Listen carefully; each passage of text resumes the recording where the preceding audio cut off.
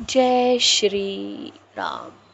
आइए आज सुनते हैं श्री शिव पुराण में अर्जुन और शिवदूत का वार्तालाप। किरात वेशधारी शिवजी के साथ अर्जुन का युद्ध, पहचानने पर अर्जुन द्वारा शिव स्तुति, शिवजी का अर्जुन को वरदान देकर अंतर्ध्यान होना, अर्जुन का आश्रम लौटकर भाइयों से मिलना, श्री कृष्ण का अर्जुन से मिलने के लिए वहां पधारना। नंदीश्वर जी कहते हैं, महाज्ञानी सनत कुमार जी, अब परमात्मा शिव की उस लीला को श्रवण करो जो भक्त वत्सलता से युक्त और उनकी दृढ़ता से भरी हुई है।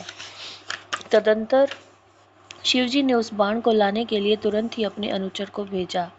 उधर अर्जुन भी उसी निमित्त वहां आए। इस प्रकार एक ही समय में रुद्रानुचर तथा अर्जुन दोनों बाण उठाने के लिए वहां पहुंचे। तब अर्जुन ने उसे डरा धमकाकर अपना बाण उठा लिया।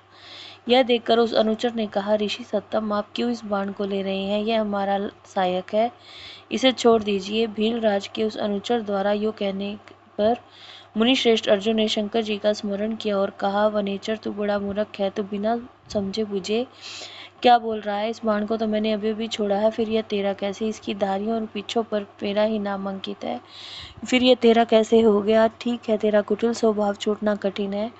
नंदीश्वर जी कहते हैं, मुने, अर्जुन का कथन सुनकर भील रूपी गणेश्वर को हंसी आ गई। तब वह ऋषि रूप में वर्तमान अर्जुन को उत्तर देते हुए बोले, तापस सुन, जान पड़ता है तू तपस्या नहीं कर रहा, केवल तेरा वेश ही तपस्वी का है, क्योंकि सच्चा तपस्वी छल कपट नहीं करता। भला जो मनुष्य तपस्या में निरत होगा वह कैसे मिथ्या भाषण करेगा और कैसे छल करेगा? अरे तू मुझे अकेला मत समझ, तुझे ज्ञात होना चाहिए कि मैं एक सेना का अधिपति हूँ। हमारे स्वामी बहुत से वनचारी भीलों के साथ वहाँ बैठे हैं, वे विग्रह और अनुग्रह करने में सर्वथा समर्थ हैं। यह बाण जिसे तूने अभी उठा लिया है उन्हीं का है, यह बाण कभी तेरे पास टिक नहीं सकेगा। तापस, तू क्यों अपनी तपस्या का फल नष्ट करना चाहता है? मैंने तो ऐसा सुन रखा है कि चोरी करने से, छल पूर्वक किसी को कष्ट पहुंचाने से, विस्मय करने से, सत्य का त्याग करने से प्राणी का तप क्षीण हो जाता है। यह बिल्कुल सत्य है। ऐसी दशा में तुझे अब तप का फल कैसे प्राप्त होगा? उस बाण को ले लेने से तू तप से क्षीण और कृतघ्न हो जाएगा, क्योंकि निश्चय ही ये मेरे स्वामी का बाण है और तेरी रक्षा के लिए उन्होंने इसे छोड़ा था। इस बाण से तो उन्होंने शत्रु को मार ही डाला, फिर बाण को भी सुरक्षित रखा। तुम तो महान कृतघ्न और तपस्या में अमंगल करने वाले हो। जब तुम सत्य नहीं बोल पा रहे, फिर किस तप से सिद्धि की अभिलाषा कैसे कर सकते हो? अथवा यदि तुझे बाण से ही प्रयोजन है तो मेरे स्वामी से मांग ले, वे स्वयं इस प्रकार के बहुत से बाण तुझे दे सकते हैं। मेरे स्वामी आज यहाँ वर्तमान है, तू उनसे क्यों नहीं याचना करता? तू जो उपकार का परित्याग करके अपकार करना चाहता है, अभी अभी कर रहा है, यह तेरे लिए उचित नहीं है। तू चपलता छोड़ दे। इस पर कुपित होकर अर्जुन ने उससे कई बातें कही। दोनों में बहुत विवाद हुआ। अंत में अर्जुन ने कहा, वनचारी भील, तू मेरी सार बात सुन ले।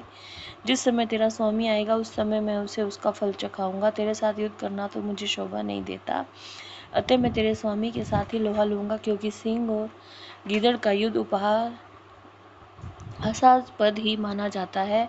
भील, तूने मेरी बात तो सुन ही ली, अब तू मेरे महान बल को भी देखेगा। जा अपने स्वामी के पास लौट जा, अथवा जैसे तेरी इच्छा हो वैसा कर। नंदीश्वर जी कहते हैं, मुने, अर्जुन के कहने पर भील जहाँ शिव अवतार सेनापति किरात विराजमान थे वहाँ गया और भीलराज से अर्जुन का सारा वचन विस्तार पूर्वक कह सुनाया। उसकी बात सुनकर किरातेश्वर को महान हर्ष हुआ। तब भील रूपधारी भगवान शंकर अपनी सेना के साथ वहां गए। उधर पांडु पुत्र अर्जुन ने भी जब किरात की उस सेना को देखा तब वे धनुष बाण ले सामने आकर डट गए। तदंतर किरात ने पुनः उस दूत को भेजा और उसके द्वारा भरतवंशी महात्मा अर्जुन से कहलवाया। किरात ने कहा, तपस्विन, तनिक इस सेना की ओर दृष्टिपात करो। अरे जब तुम बाण छोड़कर जल्दी भाग जाओ, क्यों इस समय एक महान सामान्य काम के लिए तुम प्राण गंवाना चाहते हो? तुम्हारे भाई दुख से पीड़ित हैं, स्त्री तो उनसे भी बढ़कर दुखी है।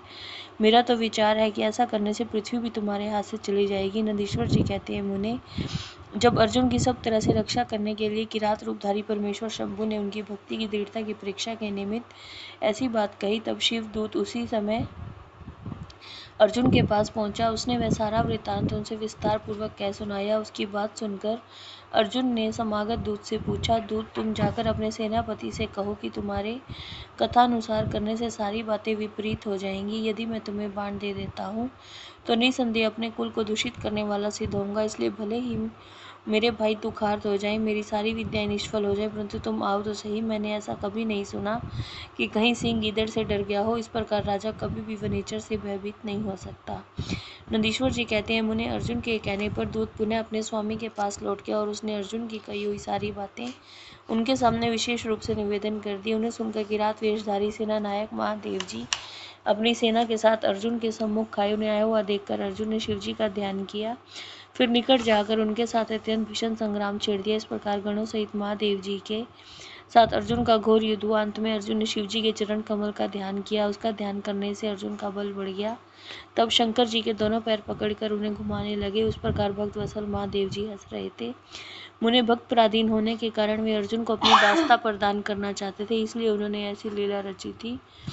अतः ऐसा होना सर्वथा असंभव था। तत्पश्चात शंकर जी ने भक्त परावस्था के कारण मुस्कुराकर वहीं अपना सौम्य व अद्भुत सहसा रूप प्रकट कर दिया। पुरुषोत्तम शिव जी का जो सब रूप वेदों, शास्त्रों और पुराणों में वर्णित है और व्यास जी ने अर्जुन को ध्यान करने के लिए जिस सर्व सिद्धिदाता रूप का उपदेश दिया था, शिव जी ने वही रूप दिखाया। तब ध्यान द्वारा प्राप्त होने वाले शिव जी के उस सुंदर रूप को देखकर अर्जुन को महान विस्मय हुआ। फिर वे लज्जित होकर स्वयं पश्चाताप करने लगे। हो जिसको मैंने प्रमुख रूप से वर्ण किया है, वे त्रिलोकी के अधीश्वर कल्याणकर्ता साक्षात स्वयं शिव तो ये ही है। हाय, इस समय मैंने ये क्या कर डाला हो। भगवान शिव की माया बड़ी बलवती है, वह बड़े बड़े मायावियों को भी मुंह में डाल देती है। फिर मेरी तो बिसात ही क्या, उन्हीं प्रभु ने अपने रूप को छुपाकर कौन सी लीला रची है, मैं तो उनके द्वारा चला गया। इस प्रकार अपनी बुद्धि से भली भांति विचार करके अर्जुन ने प्रेम पूर्वक हाथ जोड़वे मस्तक झुकाकर भगवान शिव को प्रणाम किया और कहा, देवादिदेव महादेव, आप तो बड़े कृपालु भक्तों के कल्याण करता है। सर्वेश, आपको मेरा अपराध